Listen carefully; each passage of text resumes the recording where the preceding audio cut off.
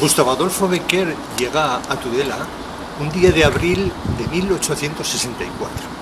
Con certeza ya había estado antes, pues porque seguramente desde 1861, cuando se casa con Casta Esteban, una chica de Castilla, de Noviercas, pues va el matrimonio a tomar las aguas a Fitero. Y bueno, pues ahí están por esta zona, moviéndose por Noviercas. Después en 1863, en diciembre, ya habían venido con toda la familia, camino del monasterio de Veruela, pero el viaje que realmente nos interesa es ese de abril de 1864. Viene en tren desde Madrid, en un tren cuya línea se había inaugurado 3 años antes, nada menos, aquí. Llegaba también en abril una primera locomotora que se llamaba La Celestina. Increíble, una cosa muy curiosa, muy sorprendente. Bueno, pues en ese medio técnico, moderno por excelencia, es el que utiliza Gustavo Adolfo Bécquer para venir aquel día de abril de 1864, toda la noche desde Madrid hasta Tudela.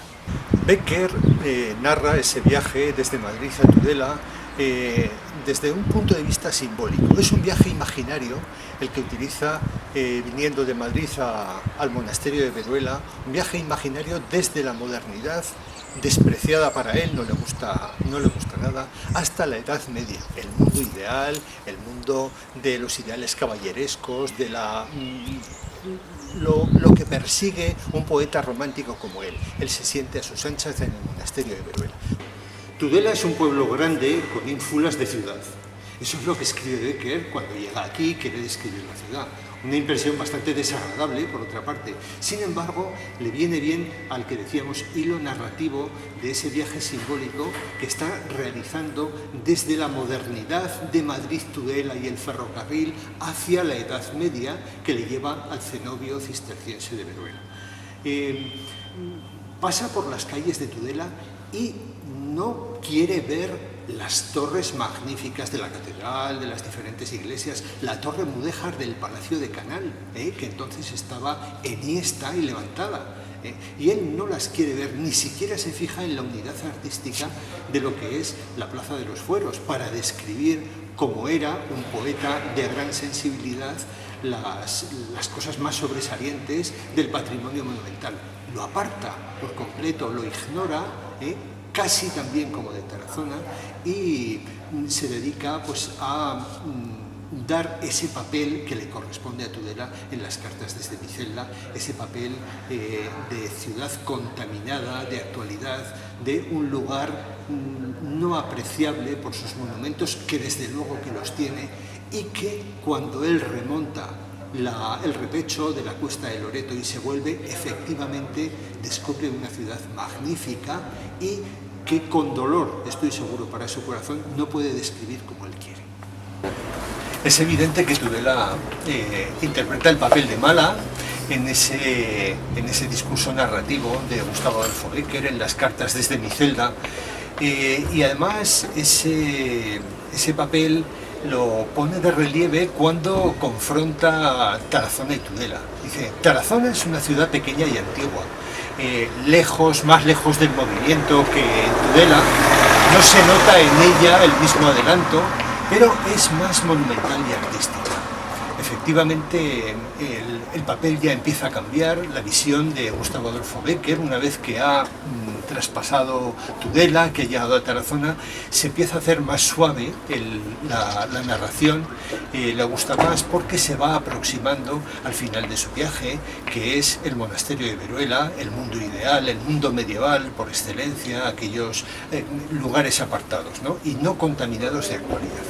Tras recorrer el camino de Zaragoza, actual avenida del mismo nombre, el chicuelo que conducía a Bécquer desde la estación pues le encara por la carrera de las monjas entonces, que es la actual carrera.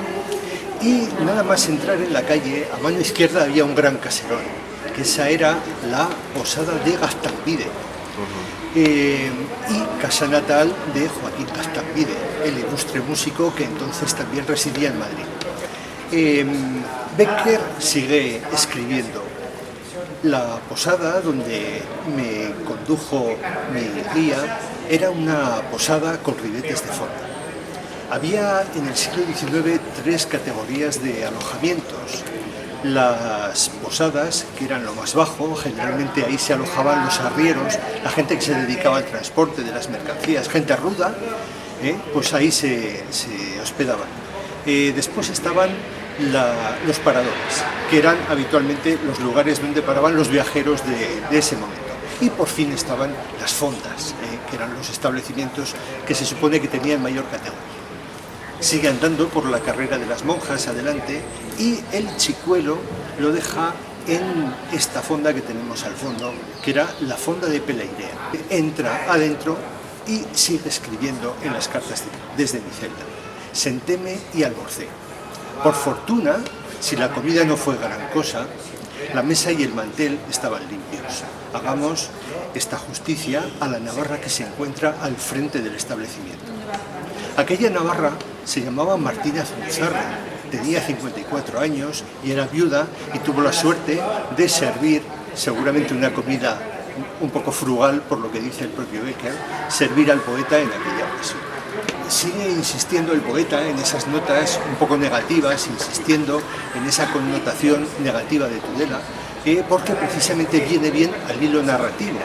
Estamos insistiendo de nuevo en ese viaje simbólico, en ese viaje imaginario que el poeta realiza desde la modernidad de Madrid hasta la Edad Media, que él se figura que está en el monasterio de Tudela.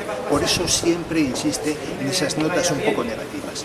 No obstante, después de almorzar, de tomarse un café clarito por Maseñas y bastante malo, dice en esa insistencia negativa, dice el poeta, bueno, sale a la plaza y puede ver un cuadro de costumbres y describir en las cartas desde mi celda un cuadro de costumbres excelente, espléndido, sobre los desocupados del lugar, cómo estaban apoyados en los marmolillos de las esquinas, los chicuelos que hacen grandes reverencias a la gente que sube y baja de las diligencias, en fin, un cuadro de costumbres excepcional, espléndido, que continúa con la descripción de los tipos, de los personajes que se suben a la diligencia con él y arrancan por la calle del Trinquete, camino de Tarazona.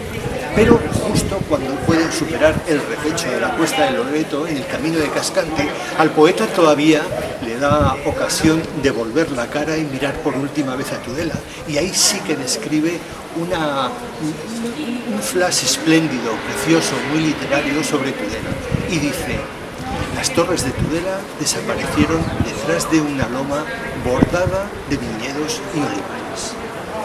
Becker hace desempeñar a Tudela un papel de mala en su narración de las cartas desde mi celda, pero a pesar de todo yo creo que la ciudad puede enorgullecerse de figurar como protagonista, aunque sea en unas pocas páginas, en las más altas páginas de la literatura universal.